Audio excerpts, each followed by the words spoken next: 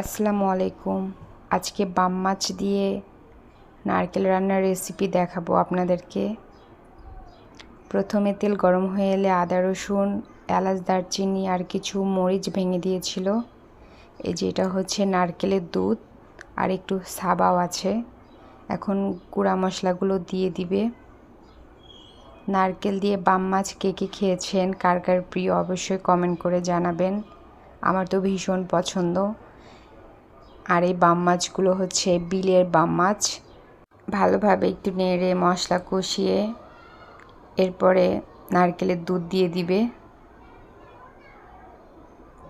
এরপরে ভালোভাবে আরেকটু মিশিয়ে কষায় নিবে। এর মধ্যে কোনো পানি মিক্স করা হয়নি, শেষে হয়তো অল্প একটু পানি দিবে। যেহেতু বাম মাছগুলো গ্রামের বিলের, সেহেতু নারকেল দিয়ে রান্না করলে বেশি মজা লাগবে। ঢাকার মাছ তেমন একটা আমাদের বাসায় খায় না, আমারও তেমন একটা পছন্দ না। এরপরে নারকেল দিয়ে খুব ভালোভাবে আম্মু মিশে নিচ্ছে।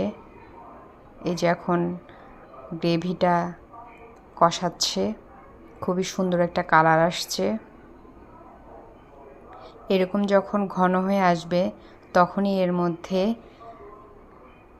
বাম মাছগুলো দিয়ে দিবে। একটু বেশি ঘন হয়ে এসেছিলো, যার জন্য আম্মু আরেকটু পানি দিয়ে দিয়েছিল। এখন আমি বলেছিলাম একটু ভিডিওর জন্য একটু উপর থেকে দিতে, এই জন্য আম্মু উপর থেকে এভাবে করে দেখিয়ে দিচ্ছিল। ভালোভাবে গ্রেভির মধ্যে বাম মাছগুলো মিশিয়ে এরপরে রান্না করবে। এরপরে আমি আর ভিডিও নিতে পারিনি, অন্য একটু কাজে ব্যস্ত হয়ে গিয়েছিলাম।